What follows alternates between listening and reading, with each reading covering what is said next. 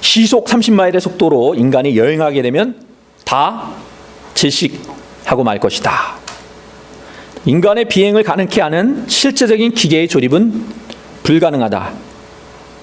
달에 가겠다는 생각은 근본적으로 불가능한 생각이다. 이게 이제 뭐냐면요, 1900년도 초반쯤에 실제로 미국 신문에 실린 기사 내용을 요약한 것입니다. 근데 뭐 지금은 다 이게 너무나도 당연한 것으로 받아들이는 거잖아요. 시속 30마일은커녕 뭐 100마일의 자동차 타고 다 달리고 비행기 타고 다니면서 전혀 아무 지장이 없고요. 달나라에도 다녀왔습니다. 이렇게 우리 눈에 처음에는 불가능해 보이는 일들조차도, 그래서 도저히 해결책이 없어 보이는 일들도 시간이 지나면서 너무나도 당연한 것처럼 여겨지게 되는 그러한 경우가 적지 않은 것 같습니다. 그런데 그렇게 되기까지, 그래서 불가능해 보였던 일들이 당연한 일로 또는 가능한 일로 이렇게 바뀌기까지는 그게 금방 쉽게 이루어지는 것이 아닙니다. 심지어는 미쳤다는 소리를 들으면서까지도 끝까지 포기하지 않고 도전한 용기 있는 사람들의 수고와 땀과 노력의 결실인 것입니다. 그들은 다들 불가능하다고 얘기할 때 그것을 그 속에서 가능성을 보았고요. 그 가능성을 향해서 열심히 노력하면서 그 가능성을 점점 넓혀 나가서 불가능의 강을 건너 가능성의 문을 연 사람들입니다. 하나님 나라도 사실은 마찬가지예요. 하나님 나라도 마찬가지입니다. 불가능을 노래한 사람들에 의해서 하나님 나라가 이루어져가는 것이 아니고 작은 한 알의 겨자씨가 자라가듯이 또 누룩이 큰 빵덩어리 전체에 좀 보이지도 않는 그 누룩이 빵 전체를 그렇게 부풀게 만들듯이 그렇게 작게 시작되지만, 그래서 어쩌면 불가능해 보이지만 그 속에서 가능성을 찾아서 그 가능성을 자라게 한 사람들에 의해서 하나님 나라는 그렇게 확장되어 왔습니다. 오늘 본문에 보면 이스라엘 민족에게도 한때 불가능해 보이는 불가능의 강에 앞에 놓여 있는 그런 이스라엘 민족들을 만나게 됩니다. 그것은 바로 이제 요단강입니다. 요단강을 건너는데 사실은 40년이라는 시간이 걸렸습니다. 40년이 지나서 이스라엘 민족이 다시 이 요단강 앞에 지금 서게 된 것입니다. 그리고 우리가 알고 있듯이 그들은 결국 그 불가능의 강을 건넜습니다. 그 강을 건넜을 뿐만 아니라 그 가운데서 하나님의 기적을 능력을 직접 눈으로 체험하게 되었습니다. 여러분 앞에 혹시 불가능의 강이 놓여 있으십니까? 무엇이 여러분 앞에 놓여 있는 불가능의 강입니까? 혹시 자녀의 문제입니까? 아니면 사업입니까? 나쁜 습관이나 죄의 문제입니까? 복잡한 인간관계입니까? 아니면 불치의 병입니까? 우리의 눈에는 불가능해 보이는, 그래서 도저히 어떠한 가능성도 보이지 않는 그 일도 하나님 앞에서는, 하나님께는 불가능으로 남아있을 수 없습니다. 하나님이 우리와 함께 하실 때 우리는 그 불가능을 넘어서 가능의 문으로 나아가게 되는 것입니다. 문제는 어떻게 우리가 그 전능하신 하나님의 능력을 덧입는가입니다. 우리가 하나님의 능력을 덧입고 불가능의 강을 건널 수 있게 하는 그러한 비결, 그러한 원리를 함께 오늘 말씀 속에서 살펴보려고 합니다. 제가 이제 수학을 굉장히 좋아하는 편입니다. 그래서 수학을 또 많이 가르쳤고 조만간 아마 학원에서 또 수학을 가르치는 일을 하게 될 것 같습니다. 수학을 좋아하는 이유가, 수학은 원리와 공식을 가지고 그대로 적용하면 예외 없이 답이 나오는 학문이기 때문에 그렇습니다. 뭐 제가 기분이 나쁘든지 좋든지 상관이 없습니다. 그리고 제가 한국에 있든지 미국에 있든지 상관이 없어요. 정확한 원리를 가지고 적절하게 그 원리를, 공식을 적용하면, 대입하면 답이 나오게 되어 있습니다. 그리고 답이 있다는 사실을 알기 때문에 문제가 어려우면 어려울수록 저는 도전의식이 생깁니다. 그래서 한 문제를 가지고 제가 중학교 때, 고등학교 때 막 몇 시간씩 씨름한 적이 있습니다. 그러고 나서 그 문제를 풀었을 때 얼마나 기뻤는지 모르겠습니다. 물론 우리의 삶이 수학 문제처럼 언제나 그렇게 정답이 있고 또 같은 곡식과 같은 원리를 적용하면 늘 같은 답이 나오는 그러한 것은 아닙니다. 언제나 새로운 변수가 있고 그래서 늘 조금씩은 다른 답을 내는 게 우리들의 삶입니다. 그러나 우리 삶도 다 비슷한 상황들이 반복되어 갑니다. 그렇기 때문에 우리가 그 속에서 찾아내는 공동적인 원리와 공식이 있고 그거를 배우는 게 중요하고요. 배워서 잘 적용하는 게 굉장히 중요합니다. 하나님은 오늘 말씀 속에 불가능의 강을 건널 수 있는 비결, 그리고 불가능의 강을 건너며 하나님의 기적을 체험할 수 있는 원리들을 숨겨 놓으셨습니다. 함께 오늘 그 원리들을 찾아보기를 원합니다. 첫 번째, 불가능의 강을 정복할 수 있는 첫 번째 비결 원리는 새벽을 깨우는 것입니다. 새벽을 깨운다. 선표현이 좋지 않습니까? 새벽을 깨운다. 여러분 영어로 그 아침이 뭐죠? breakfast잖아요. 그죠? 근데 break fast죠, 그죠? 맞죠? 그래서 break fast가 무슨 뜻이에요? fast라는 건 fasting, 금식입니다. break는 깨는 거죠. 그래서 밤 동안에 안 먹었던 금식을 깨는 게 이제 아침이라는 이름을 붙은 겁니다. 그런데 여러분, 우리는 새로운 기록을 우리가 깨듯이 아침을 깨우는, 새벽을 깨우는 사람으로 그렇게 부르심을 받았다는 얘기입니다. 1절입니다. 여러분 1절 가보겠습니다. 또 여호수아가 아침에 일찍이 일어나서 이스라엘 자손들과 더불어 시딤에서 떠나 요단에 이르러 건너가기 전에 거기서 유숙하니라. 자, 여호수아가 일어났는데 언제 일어났습니까? 여호수아가 아침에 일찍이 일어나서 이렇게 이제 기록을 하고 있습니다. 성경에서 반복이 될 때는, 말씀이 반복이 될 때는 그만큼 이유가 있겠고 중요하다는 뜻인데, 여호수아가 아침 일찍 일어났다는 말씀이 계속 반복이 됩니다. 성경들을 좀 안 갖고 다니시기 때문에 혹시 있으신 분들은 보시고요. 없으신 분들은 혹시 바깥에 있는 성경을 좀 나눠주시면 이거는 여호수아 바로 연결이 되니까 어렵지 않으니까 바로 찾아가겠습니다. 6장 여호수아 6장 12절입니다. 조금만 넘기면 돼요. 6장 12절. 함께 보겠습니다. 자, 함께 읽습니다. 시작. 또 여호수아가 아침에 일찍이 일어나니 제사장들이 여호와의 궤를 메고 됐습니다.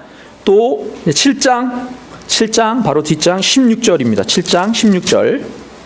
함께 읽습니다. 시작. 7장 16절입니다. 시작. 이에 여호수아가 아침 일찍이 일어나서 이스라엘을 그의 지파대로 가까이 나오게 하였더니 유다 지파가 뽑혔고. 자, 여호수아가 아침 일찍이 일어났다는 게 계속 반복이 되죠. 이게 무슨 뜻일까요? 왜 굳이 여호수아가 아침 일찍 일어났다는 사실을 이렇게 반복해서 기록하고 있겠습니까? 여호수아가 평상시엔 잠이 많아서 늦잠을 잤는데 어느 날 한번 번쩍 일찍 깼더라, 그런 얘기가 아니겠죠. 여호수아는 아침 일찍 일어나는 습관을 가지고 있었다는 얘기입니다. 불가능의 강을 건너는 영적 거장들은 새벽을 깨우는 사람들이었습니다. 여러분, 다윗이 그 중에 한 사람이 다윗이 시편, 이것도 한번 찾아보겠습니다. 시편은 한 가운데 있죠. 시편 46편 5절입니다. 시편 46편 5절입니다. 자, 시편 46편 5절. 자, 함께 읽겠습니다. 시작. 하나님이 그 성 중에 계심에 성이 흔들리지 아니할 것이라. 새벽에 하나님이 도우시리로다. 새벽에 하나님이 도우시리로다. 왜 하나님께서 새벽에 도우십니까? 하나님의 말씀, 하나님이 새벽에 도우시리라. 왜 하나님이 새벽에 도우세요?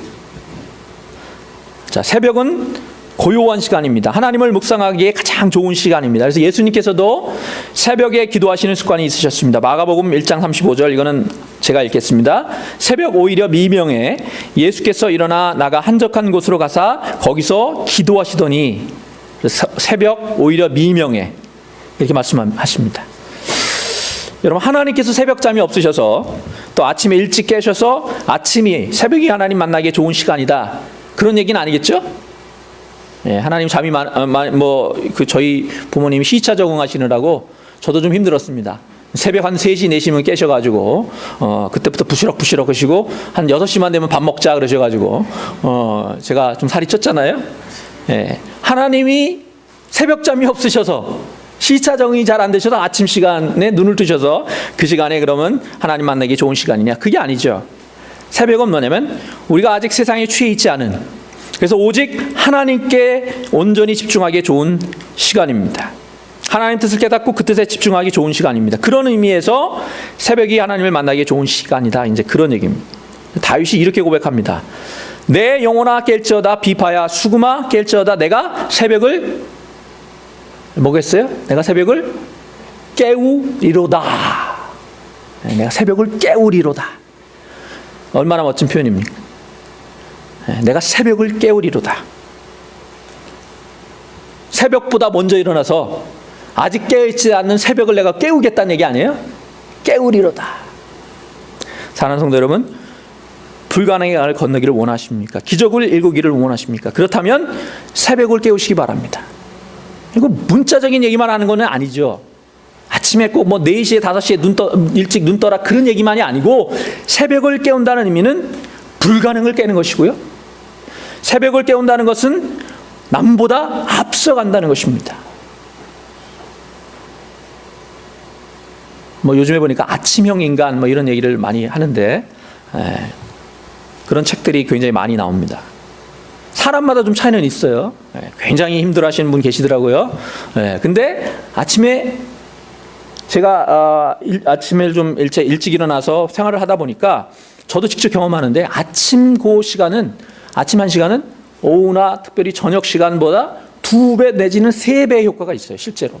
그래서 저는 가능하면 오전 시간에는 다른 걸 하지 않고 말씀 준비하고 또 책을 보고 그런 데만 쓰려고 노력을 합니다. 점심때 이후부터는 그냥 놀아도 돼요, 그러면 사실은. 왜냐하면 아침 한 8시부터 12시까지 4시간만 하면 하루 12시간 효과가 있다니요, 실제로. 여러분 한번 그 시간을 잘 활용해 보시기 바랍니다. 다른 데 쓰지 않고. 그게 이제 요즘에 아침형 인간 그런 데 나오는 책들의 주요 내용입니다. 근데 저는 굉장히 친절한 목사이기 때문에 여러분에게 그렇게 말로만이 아니고 직접 그렇게 하실 수 있도록, 이렇게 좋은 습관을 들이실 수 있도록 또 기회도 드립니다.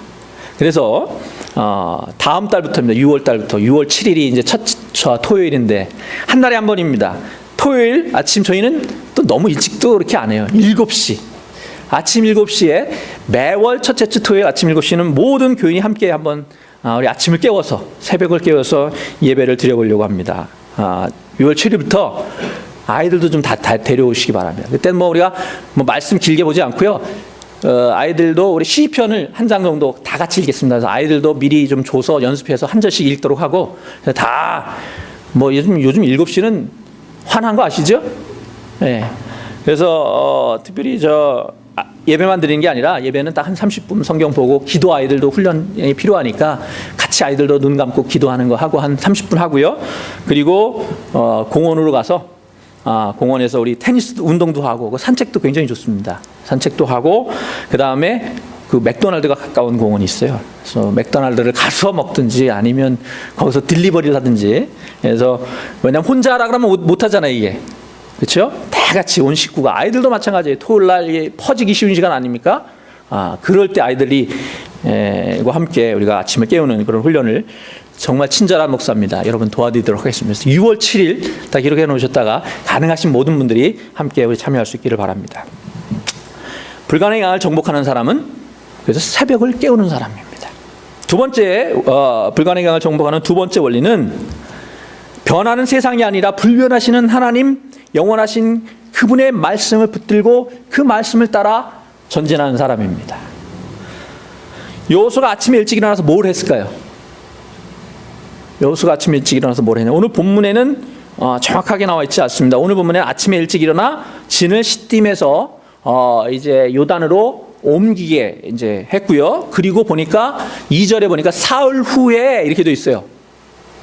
그러니까 아침 일찍 자, 진을 깨워서 사람들 다 깨워서 진을 시딤이라는 곳에서 요단강가로 이제 옮기게 하고 그 요단강가에서 사흘을 머물렀어요.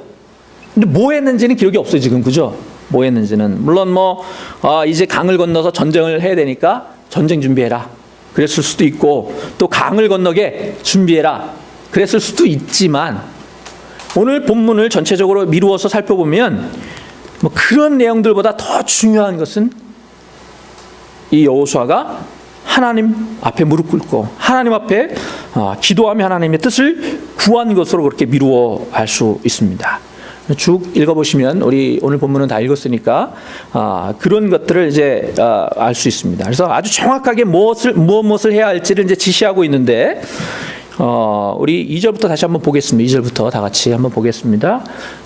제가 읽겠습니다. 사흘 후에 관리들이 진중으로 두루 다니며 백성에게 명령하여 이르되 너희는 레위 사람 제사장들이 너희 하나님 여호와의 언약궤 매는 것을 보거든 너희가 있는 곳을 떠나 그 뒤를 따르라. 이제 백성들 관리들을 시켜서 백성들에게 이제 제사장들이 언약궤를 매는 것을 보거든 너희 있는 곳을 떠나서 이제 따라가라. 이게 한두 명이 아니거든요. 지금 거의 추측하기는 한 200만이나 되는 거니까 이 사람을 한번 이동시키는 것도 쉬운 일이 아니에요. 그죠? 어디서 갔는지 안 갔는지도 안 보인단 말이에요. 그래서 언약궤를 맨 제사장을 앞세우고 그 사람들이 일어서서 움직일 때 너희들이 다 따라가야 된다. 안 그러면 안 된다. 이제 그렇게 구체적인 명령을 내리는 거고요.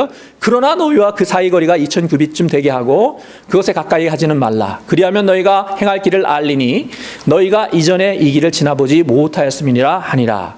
이어서 여호수아가 또 백성에게 이르되 너희는 자신을 성결하게 하라. 여호와께서 내일 너희 가운데서 기이한 일들을 행하시리라. 여호수아가 또 제사장들에게 말하여 이르되 언약궤를 메고 백성에 앞서 건너라 하매 곧 언약궤를 메고 백성에 앞서 나아가니라. 이제 구체적으로 이렇게 정확하게 지시를 하고 있습니다. 자, 그러면 아까 말씀드린 대로 추리 시간입니다. 일찍 일어나서 진을 옮기고 사흘 동안 여러 가지를 했을 수 있습니다. 가장 가능한 얘기는 그게 다가 아니고 하나님 앞에 무릎 꿇고 간절히 기도했을 것이다. 저는 그렇게 봐요. 그 이유가 뭐냐면 여기는 이제 잘렸습니다. 6절. 7절 이어서 여러분 성경 가지고 계시면 7절에 보시면 7절에 뭘 말씀하면 여호와께서 여호수아에게 이르시되 내가 오늘부터 시작하여 너를 온 이스라엘 목전에서 크게 하여 내가 모세와 함께 하였던 것 같이 너와 함께 있는 것을 그들이 알게 하리라. 너는 언약궤를 맨 제사장들에게 명령하여 이르기를 너희가 요단 물가에 이르거든 요단에 들어서라 하라. 자, 이게 뭐냐면 어떤 의미냐면 하나님 앞에 열심히 여호수아가 무릎 꿇고 기도했을 때 하나님이 그 기도의 응답으로 이렇게 하라라는 것을 정확하게 알려주신 거죠.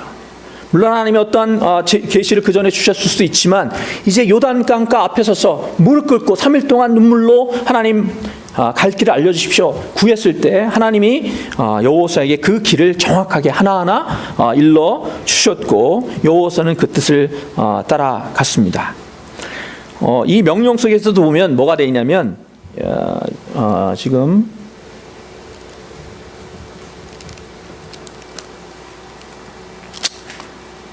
자, 여호수아가 한 명령 가운데 뭐라고 지금 얘기를 하냐면 언약궤가 먼저 가고 그 언약궤가 가는 것을 보거든 너희도 따라가라. 그렇게 지금 명령하고 있죠. 백성 관리들을 통해서 백성들에게 명령한 것 가운데 너희는 레위 3절입니다. 너희는 레위 사람 제사장들이 너희 하나님 언약궤 매는 것을 보거든 너희가 있는 곳을 떠나 그 뒤를 따르라. 이제 이렇게 얘기하고 있습니다. 하나님께서 이스라엘을 낮에는 뭘로요? 낮에 불기둥이요? 네. 낮에는 구름 기둥으로, 밤에는 불기둥으로 그렇게 인도하셨다 그러는데 이게 우리한테는 잘 실감이 안 오잖아요. 근데 제가 아리조나 유마 가보니까 구름 기둥의 의미를 이해하겠습니다. 이게 100도 넘어가니까요, 굉장히 덥잖아요. 굉장히 뜨거운 날씨인데 그늘에만 가면 많이 기온이 차이가 나거든요. 시원하거든요. 그늘에만 가면. 그러니까 구름으로 그 태양만 가려도 그 사막 같은 데서는 굉장히 다른 거예요. 거기하고 그 바깥은 완전히 다른 거예요. 하나님이 이스라엘 그렇게 보호하시면서 이동하셨다는 거죠. 그 유마에는 그 멕시코에서 넘어오다가 그 여름에 같은 때는 그 탈수해서 죽는 사람 꽤 많이 있습니다. 제가 병원에 근무할 때 그런 사람들 많이 봤어요. 그 사막을 건널 때 뭐 조금 이것도 굉장히 힘듭니다. 완전히 땡볕이기 때문에 굉장히 그 이스라엘 그래서 하나님이 그렇게 지키셨다는 거죠. 그리고 밤에는 불기둥. 사막 기후라는 게 특이한 건 낮에는 그렇게도 밤에는 온도가 확 떨어집니다. 그런데 불기둥으로 물론 환하게 뭐 비춰주실 수도 있지만 따뜻한 불기둥으로 이스라엘을 지키셨다. 그렇게 이제 얘기를 합니다. 근데 이제 불가능의 강 요단강을 앞에 두고 하나님의 임재를 상징하는 언약궤가 먼저 가게 하고 백성들로 하여금 그 뒤를 따르게 하라고 이렇게 이제 명령을 하셨는데 왜 그랬을까요?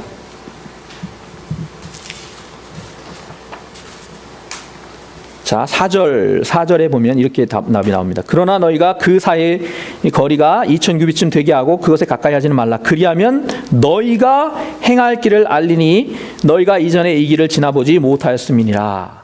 예. 너희가 이 길을 지나보지 못하였음이라. 너희가 그렇게 하면 행할 길을 알 것이다. 이렇게 말씀을 하셨는데 다른 말로 하면 너희들이 한 번도 가보지 않은 길이니까 내가 앞장서겠다. 내가 너희의 길잡이가 되겠다. 너희들은 나만 따라오면 된다. 이제 이렇게 말씀하고 계신 것입니다. 하나님은 그런 분이십니다. 우리를 떠미시고 우리를 사지로 내모시는 분이 아니라 앞서가시며 그 길을 인도하시는 분이십니다. 이제 문제는 우리가 그분 뒤를 제대로 잘 따라가느냐. 그리고 그래서 그분이 행하시는 일들을 나의 일들로, 나의 기적으로 그렇게 품어낼 수 있느냐 하는 것입니다. 하나님의 말씀을 듣고 그 말씀에 순종하여 나아갈 때 이스라엘은 하나님의 기적을 맛볼 수 있었습니다. 근데 여기서 한 가지 더 이제 살펴보고 싶은 게 있는데 요단강이 뭐 내용들은 다 아시잖아요. 요단강을 건널 때 이제 멈춰섰다는 얘기인데 과연 언제 요단강이 멈춰섰느냐 하는 것입니다. 요단에 들어가라라고 먼저 말씀하셨어요. 그러니까 요단강이 강물이 멈춰서면 그때 건너라. 그리로 건너라. 그렇게 얘기를 안 하셨고요. 보면 요단에 들어가라라고 먼저 명하셨어요. 그리고 제사장들이 언약궤를 메고 요단강에 발을 담그고 요단강 물이 발에 잠겼을 때 그때 물이 멈춰 섰더라. 흘러내리던 물이 위로부터 흘러내리던 물이 그쳤더라. 이렇게 말씀하고 있습니다. 하나님의 기적은 순종을 통해서 일어납니다. 말씀에 순종하여 요단강 물에 발을 담궜을 때, 발이 요단강 물에 잠겼을 때 기적이 일어났습니다. 그리고 한 가지 더 놀라운 사실은 제사장들이 앞서 요단을 건널 때 온 이스라엘도 다 함께 불가능의 강을 건널 수 있었다는 사실입니다. 여러분, 우리가 불가능의 강을 건너야 될 이유는 우리만 달랑 건너려고 그러는 것이 아니고 혼자 건너는 건 어떻게 보면 쉬울 수 있죠. 그럼 우리를 통해서 우리가 불가능한 강을 건너는 걸 통해서 다른 사람들에게 도전을 주고 자극을 주고 그래서 그 사람들도 불가능의 강을 건널 수 있다는 믿음을 갖게 하기 위해서입니다. 이 모든 것은 믿음에서부터 시작이 됩니다. 불가능하다고 믿는 사람들은 늘 불가능한 인생을 살 수밖에 없습니다. 그러나 가능성을 믿는 사람들은 그들에게는 모든 것이 가능해지는 것입니다. 여러분, 1954년까지 육상 경기에서 1마일을 달리는데 4분 안에 달리는 것은 불가능하다. 그렇게 믿었습니다. 그래서 당시 의학계는 인간의 신체는 4분 내에 1마일을 달릴 수 없다라고 보고를 했어요. 그래서 물리적으로 인체는 그만큼의 압력을 1마일을 4분 안에 달릴 만큼의 그 압력을 견뎌낼 수 없다. 이런 기록이었습니다. 그래서 전문가들도 다 그렇게 이제 믿은 거죠. 1마일을 4분 내에 깨는 것은 불가능하다 이렇게 믿었습니다. 그런데 1954년 로저 베니스트라는 젊은 의학도가 처음으로 4분 안에 1마일을 주파했어요. 불가능하다, 남들이 다 불가능하다는 말을 믿지 않고 열심히 노력을 해서 그 불가능의 벽을 넘었었습니다. 근데 재밌는 것은 그러고 나서 그 후 2년 동안 213명이 그 1마일을 4분 내에 주파했다는 사실입니다. 그 전까지는 아무도 그 기록을 못 깼어요. 그 전까지는 아무도 그 기록을 못 깼는데 이 로저 베니스트라는 사람이 깨자마자 그로부터 2년 안에 213명이 그것을 깼습니다. 뭐가 달라진 거예요? 뭐가 바뀐 거예요? 생각이 바뀐 것입니다. 신념이 바뀌고 믿음이 바뀐 것입니다. 불가능의 강을 정복하기 위해서는 먼저 우리 생각이 바뀌어야 돼요. 우리의 생각을 하나님, 전능하신 하나님께 물들게 해야 합니다. 불가능을 가능케 하는 하나님의 말씀들을 묵상해야 돼요. 맨날 안 돼요, 불가능해요, 이게 아니고 할 수 있거든이 무슨 말이냐? 믿는 자에게는 능치 못함이 없느니라. 하나님께는 능치 못함이 없습니다. 그 하나님의 말씀으로 우리 속에, 우리 피 속에, 우리 혈관 속에 흐르게 하십시오. 살아계신 하나님의 말씀이 여러분의 생각과 우리의 생각과 우리의 혈관 속에 흐르게 될 때에 모든 부정적인 생각들과 불가능하다는 생각들이 깨지게 될 줄로 믿습니다. 그때 우리는 불가능의 강을 정복하는 영적 거장들로 우뚝 서게 될 것입니다. 마지막으로 불가능의 강을 건너려면 끈기가 있어야 되고 인내가 있어야 되고 기다릴 줄 알아야 합니다. 불가능의 강을 건너는 일은 그렇게 쉬운 일이 아니에요. 굉장히 힘들고 어려운 일입니다. 그래서 많은 사람들이 중도에서 포기합니다. 그렇기 때문에 불가능의 강을 건너기 위해서는 인내가 필요한 거예요. 인내가. 끈기가 필요합니다. 기다리는 법을 배워야 합니다. 여호와는 하나님이 명하신 것을 철저하게 순종했습니다. 그런데 절대로 서두르지 않았어요. 먼저 이스라엘 백성들에게 스스로 성결함으로 준비하도록 오늘 5절에 보니까 명령합니다. 여호수아가 또 백성에게 이르되 너희는 스스로 성결케 하라. 여호와께서 내일 너희 가운데서 기이한 일을 행하시리라. 준비하고 기다리라는 것입니다. 먼저 너희를 성결케 하라는 것입니다. 그리고 하나님의 명령을 따라서 언약궤를 맨 제사장들이 먼저 물속으로 들어가게 하고 그들이 물속에 물을 담그고 물에 발을 담궜을 때 기적이 일어났습니다. 위에서부터 흘러내던 물이 한쪽으로 쌓이는 그 기적을 목격하게 되었습니다. 근데 여기서 눈여겨볼 대목 가운데 하나는 제사장들이 그 무거운 언약궤를 메고 요단강 가운데 서서 온 이스라엘이 다 지나가기까지 그 자리에서 기다려 서 있었다는 사실입니다. 여러분, 불가능의 강을 정복하는 사람들은 이렇게 견고한 모습이 있어야 돼요. 요동치 않는 모습이 있어야 합니다. 자신만 건넜다고 그것으로 끝이 아니고 다른 사람들이 건널 때까지 끈기 있게 기다려줘야 합니다. 이런 말이 있습니다. 인내하면 이삭을 낳고 인내하지 못하면 이스마엘을 낳는다. 그래서 하나님의 말씀을 믿고 믿음으로 전진해야 우리가 합니다. 그러나 때에 따라서는 인내하며 하나님의 때를 기다려야 할 때가 있는데 어떨 때는 정말 너무 힘들어서 견디기 힘들 때가 있습니다. 포기하고 싶을 때가 있습니다. 누구에게나 그런 때가 있습니다. 그런데 참 여호수아서를 제가 묵상을 하면서 전체적으로 묵상을 하면서 참 감동이 되는 것은 여호수아가 너무나도 용맹했던 사람이고 너무나 지혜 있던 사람이고 믿음도 있었지만 저는 여호수아를 이렇게 전체적으로 묵상하면서 가장 감동이 되는 것은 그의 인내심이에요. 그의 인내심입니다. 이게 무슨 얘기냐면 여호수아가 겁쟁이가 아니에요. 굉장한 용사입니다. 소극적인 사람이 아니었어요. 그래서 그가 모세의 명령을 따라서 가나안을 정탐했을 때 12정탐꾼에 끼어서 정탐을 했잖아요. 보니까 그들의 신은 떠났고 이제 믿음으로 나아가기만 하면 하나님께서 그 땅을 우리에게 주실 것이라는 확신이 그에게 있었습니다. 그래서 백성들이 나머지 10 정탐꾼들의 보고를 듣고 흔들릴 때에도 옷을 막 찢어가면서 하나님의 뜻을 따를 것을 간곡히 호소했어요. 그런데 마음이 다친 이스라엘은 결국 그 10 정탐꾼들의 말을 듣고 하나님의 말씀을 거스리고 그래서 광야를 떠돌게 됩니다. 근데 여러분 가만히 생각해 봤어요. 저 같았으면 그때 어땠을까?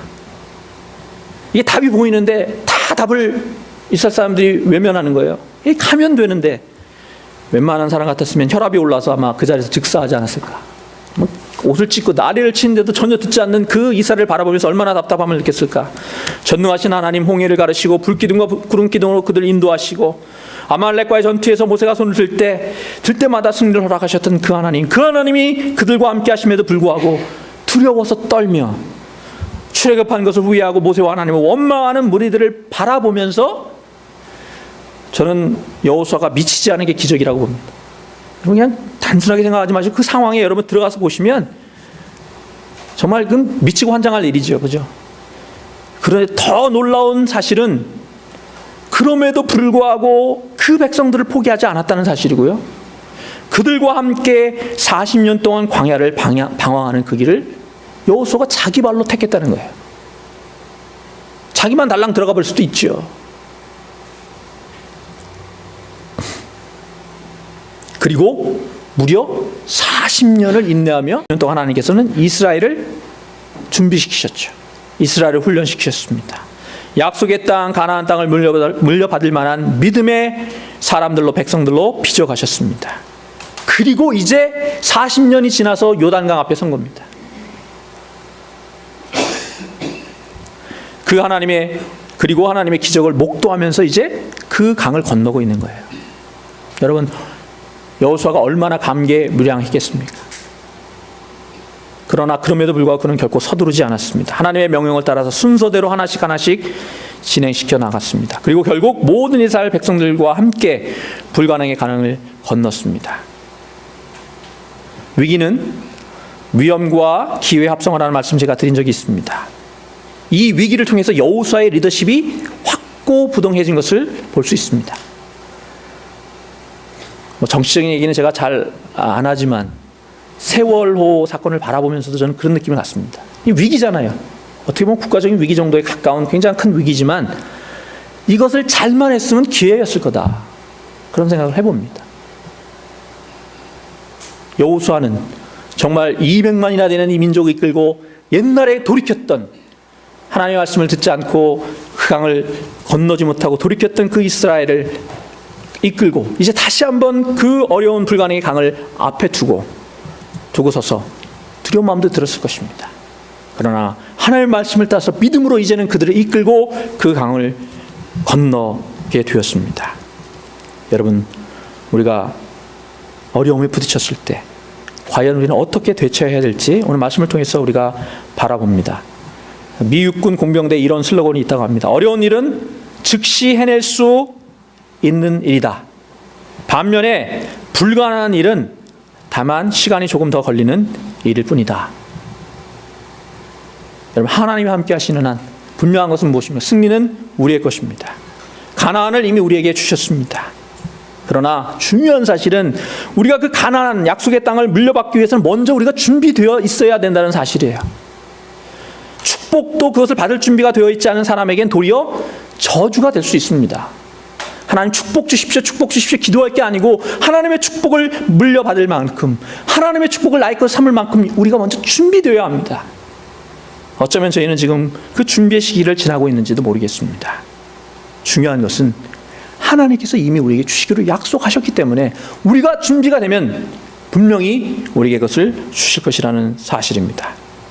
여러분, 어렵다고 피곤하다고 물러서지 마시기 바랍니다. 자동문은 어떨 때 열립니까? 힘주고 난리치고 그럴 때 열리는 게 아니고 자동문은 그 앞에 가면 열리게 되어 있습니다. 억지로 굳이 힘쓸 필요도 없습니다. 굳이 억지로 열려고 노력할 필요도 없습니다. 문이 열릴 때까지 조금만 더 앞으로 나아가면 됩니다. 문제에 부딪힐수록 우리는 이제 더 하나님께 가까이 나아가는 저와 여러분 되시기를 주님의 이름으로 축원합니다. 기도드리겠습니다.